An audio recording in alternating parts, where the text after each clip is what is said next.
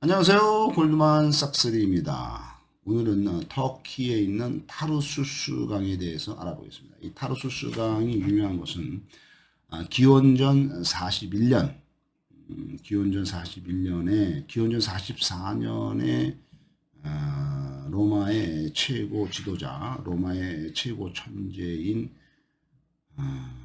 율리우스 가이우스 카이사르가 암살당하고 죽죠. 그 다음에 이제 삼두 정치가 시작이 되죠. 삼두 정치가 이제 카이사르 죽은 다음에 카이사르의 그 후계자이면서 양아들인 옥타비아누스, 그 다음에 이제 그 당시에 이제 카이사르의 최고 장군 안토니우스, 그 다음에 이제 또 다른 그 클라수스인가 뭐 이 세 사람이 이제 삼두 정치를 이끌죠. 그러다가 이제 그세 명이 권력 다툼을 하다가 결국에는 마지막에 옥타비아누스가 이제 전부 승리를 하고 로마의 초대 황제인 아우구스투스의 즉위를 하게 되죠. 이때가 이제 그 시저가 죽은 게 이제 기원전 44년.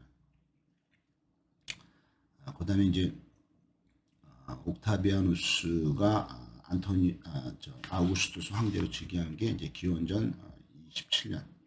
그러면 이제 시저가 죽은 지 3년 후인 기원전 41년에 이때 이제 시저 죽은 후에 3년 후에 로마의 최고의 장군인 시저의 측근 장군이었던 안토니우스하고 이집트의 여왕 클레오파트라가 만난 게 이제 기원전 41년. 이때 만난 곳이 이 터키의 타르수스 강이 되겠습니다. 기원전 41년에 이집트의 프톨레마이오스 왕조의 마지막 여왕인 클레오파트라 7세, 요 여자가 여신으로 변장을 하고 여신 비너스로 변장을 해가지고 타르수스 강의 지류인 키드누스 강에서 안토니우스를 처음 만나게, 로마의 장군이 안토니우스를 처음 만나게 되겠습니다. 타르수스 강은 고대 아나톨리아 반도에 속하 있고, 여기는 이제 히타이트 문명이 발달된 곳이었고, 그다음에 인구는 32만 명이 지금 살고 있습니다. 소아시아 터키의 제일 남단에 있죠. 남단에 있어서 이제 바로 조금만 밑으로 내려가면 이제 바로 시리아가 되겠습니다. 천연 항구 도시이면서 로마 시대 때는 킬리키아 지방의 행정 수도 역할을 했습니다. 킬리키아 지방이라는 게 이제 터키의 남쪽 지방은 이제 킬리키아라고 하는데, 이쪽에 행정 수도 역할을 한 게 이제 타르수스가 되겠습니다. 또한 문화 수준이 여기 상당히 고급 수준이었기 때문에 고대 아테네라든가 그리스 아테네라든가 이집트 알렉산드리아의 버금가는 문화의 도시가 되겠고, 철학파인 스토아파의 중심 도시가 되겠습니다. 이쪽 타르수스 이쪽에서 배출한 사람을 볼 것 같으면 처음에는 이제 철학자 디오게네스의 후계자인 아르케데무스가 여기 출신이고, 그다음에 기원전 3세기에 스토아 학파의 수장인 제논이 여기 출신이고, 그다음에 기원전 2세기에 또 하나의 스토아 학파의 수장인 안티파테르가 여기 출신이 되겠습니다. 그다음에 이제 로마의 정치인 중에 한 명인 스토아 학파의 철학자인 키케로가 이곳에 총독으로 파견돼서 근무한 적이 있습니다. 그다음에 또한 기독교의 가장 중요한 성인 중에 한 명인 사도 바울이 없었으면 기독교가 없다, 이럴 정도로 기독교의 초기에 포교라든가 전도, 그다음에 이런 기독교 성경, 아니면 이런 교리, 이런 거를 전부 다 정립한 사람이 이제 사도 바울이겠습니다. 예수님도 중요하지만은 예수님 다음으로 가장 중요한 기독교의 성인 사도 바울의 고향이 바로 이곳이 되겠습니다. 터키 남쪽이죠. 또한 여기에 가면은 클레오파트라의 성벽이라는 게 있고, 여기에 이제 유물들이 많이 있습니다. 그다음에 이제 특산물이 유명한 게 이제 음료수 중에 이제 쌀감이라는 게 있는데, 쌀감은 동치미 국물 맛이 나는 붉은색의 음료수가 되어 있습니다. 붉은 당근으로 만들어서 빨간색이 나는 음료수가 쌀감이 되겠습니다. 이곳에 가게 되면은 터키 사람들보다는 아랍 사람들이 더 많은 걸로 되어 있습니다. 그다음에 이제 유럽 박물관에 명화가 많이 있는 걸로 되어 있습니다. 그다음에 기독교 성인인 선지자 다니엘이 이곳에 이제 그 히스토리가 있는 거죠. 그래서 그 기독교 성인 선지자 다니엘이 누구냐 할 것 같으면 기원전 597년, 그러니까 상당히 옛날이죠. 기원전 597년이면은 로마가 아직도 왕정일 때 공화정으로 바뀌기 전에 이제 로마가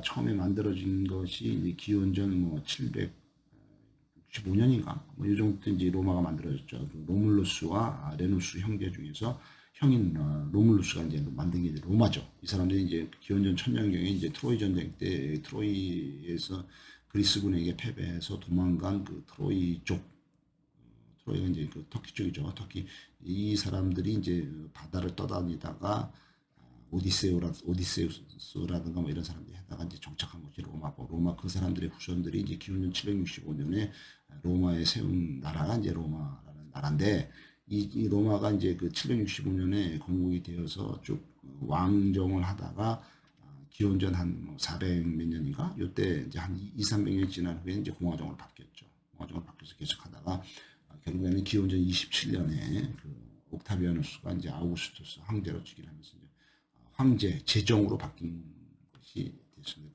그러니까 여기 기원전 597년이면 로마가 아직 왕정일 때 왕이 있었는데, 이때 기독교의 성인인 다니엘 선지자, 이 사람에 대한 그 명화 그림이 여기에 타로스에 있다는 건데, 이 명화가 어떤 그림이냐면은 이 선지자 다니엘이 수많은 사자들에게 둘러싸여서 벌거벗은 몸으로 기도하는 모습이 있습니다. 그래서 이거는 뭐를 묘사를 했냐면은 유대인들이 그때 그 전에 고대에 기원전 한 700년인가 뭐 이 당시에 바빌론 유수가 있었죠. 바빌론 유수라는 거는 뭐냐면은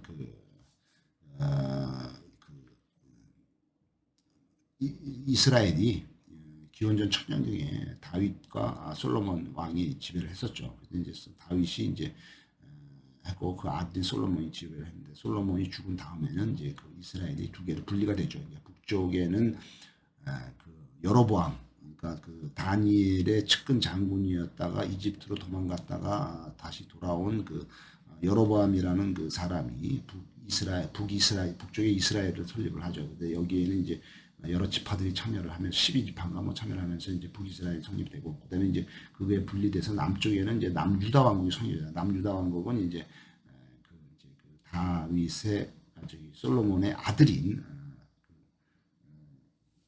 르노보암인가? 르노보암 그 사람이 이제